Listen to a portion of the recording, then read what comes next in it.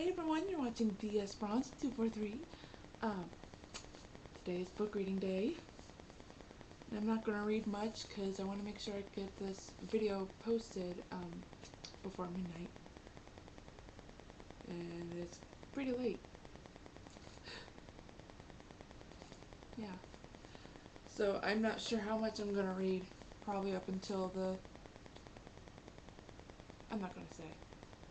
Because then I'll spoil it for you guys. As far as the time goes, I mean. Alright, so let's go. Danny was close enough to open the door. He looked at his sister.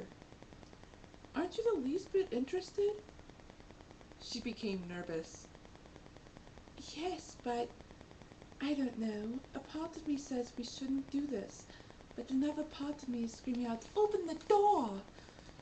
I just don't know whether we should or not. What do you think? He looked away and pulled the door. Open as quick as lightning. Well, won't you look at that? Nothing's there. Let's go find a game to play. Wait, Ginny, look, he whispered. There's no bag. He tried to put his hand through the darkness. If there was, we'd be looking at it, wouldn't we? I don't like this. Let's go. Without a word, Danny stepped into the darkness and disappeared. She gasped and went after him. The brother and sister were in complete darkness. They couldn't see anything, not even the daylight behind them. Guinevere looked back and gasped. Danny, look, there's no door behind us, she whispered. He looked and his eyes widened. Well, there's no turning back, is there? Danny nodded. Let's go. She grabbed his She grabbed his hand and was afraid to let go after that. Soon they started walking. Soon they started walking. Danny was beginning to grow tired after a long time. How long have we been walking? He asked. Guinevere shook her head. I don't know. I wish we had never entered that doorway. Danny groaned again.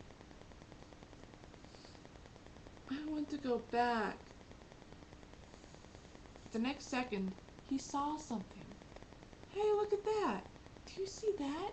It looks like light. I don't see anything. I don't see anything, she replied as she squinted her eyes. Then she heard a tinkling sound.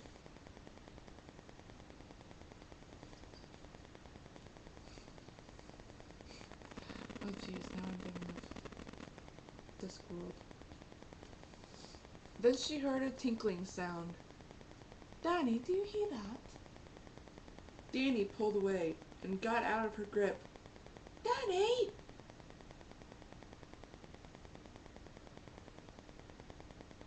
Oh, sorry, let me try that again. Danny pulled away and got out of her grip. Danny? He ran straight ahead toward the light he could see. She ran after him. Danny! Within seconds, he disappeared. As she stopped, Guinevere had no idea what happened. Danny! Guinevere groaned. Now I want to go back, she complained. Suddenly, she saw a flash of light straight ahead. What's that? She whispered. Guinevere hastened her pace. Then she started running to the light. I wonder if this is what Danny was talking about, she thought to herself. Before she knew it, Guinevere felt like she was being sucked into something. She felt one tight tug and was suddenly sucked into the light. She could feel her heart tightening up as time and space paused. Her body was being flipped over and over. She looked around, but all she could see was white, bright light. She felt dizzy. The next second, she was in a hallway. But all the same, Guinevere felt like time and space was still paused. "Guinevere, you're just in time. Look where we are," someone said. She looked up when she saw Danny. She looked up. When she saw Danny, she gasped and hugged him tightly. "Look, Ginny," he hissed. She looked around and gasped. She didn't think this was possible, though. The hallway couldn't be that long. Could it? She looked at her brother again. "How is this possible? Grandfather's house couldn't be that big, could it? The house did look big on the outside, but is this possible?" Danny looked at her with uncertainty. "Ginny, do you feel that? Like time and space is frozen or something?" She nodded slowly. "Actually, I felt that when I was in that light area. I didn't think I'd feel it here." She paused. "I think our important question is, where in the mansion are we?" Suddenly, someone entered the hallway. He walked slowly.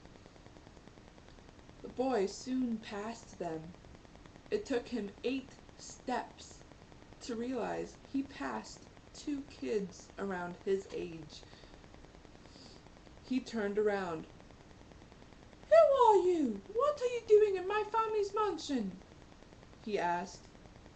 His voice was a bit high, but he had a deep accent. Guinevere studied him. The boy was 4.5 feet tall, with brown hair and hazel eyes. He was not very plump for his age. "Your family's mansion? There must be a mistake." Danny cut her off. He nudged her hip bone with his elbow. She winced. "My name is Danny. What is yours?" Danny asked. The boy smiled shyly. "My name is Colin Leatherby." "My name is Colin Leatherby," he said nobly. He stood up properly and stuck his nose out proudly. "I intend on becoming a lord for Her Majesty's court. My family expects it." Guinevere widened her eyes with fascination. "That's really interesting," she said. Colin looked at her with shock. He heard her English accent. "You are English," he said with surprise. She noticed he was surprised, and then realized why. "Oh, my apologies, future Lord Colin," she said as she curtsied. Colin giggled. "My name is Guinevere. Danny is my brother. We are actually wondering where to find the sitting room." Colin looked at them in confusion.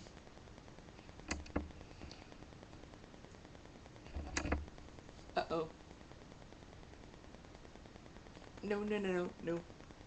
Okay, I'm good. Colin looked at them in confusion. "It is odd to find you way off course in my family's mansion. The sitting room is actually that way." He pointed the direction. "It is not far from the mansion's front door." "Thank you, Colin." Danny looked at her in confusion. Come on, Danny, we ought to be going now. She started pushing him along with her. You're welcome, Guinevere. I hope to see you too soon. I want to talk to Colin more, though. Can I, please? Nay, you. That is a no. We want to make sure Mother and Father know we are well. Not one more word until we reach the sitting room, she told him. I'll explain soon, she whispered. What's going on? Why are you talking like that? Danny whispered. She gave him a look. It didn't take them long to find the sitting room. The room was what they called the living room. Danny and Guinevere gasped. The sitting room had a lot of bookcases, and they were filled from top to bottom. Danny ran to one of the bookcases, but his sister stopped him. Let's sit down and talk, she whispered. He nodded. They sat down on a lovely couch. And that is where I stop.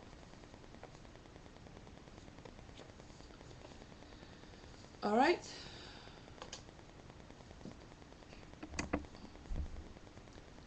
I will be back on Thursday to report more. Hopefully I'll be doing it at an earlier date than 11 o'clock. Alright, so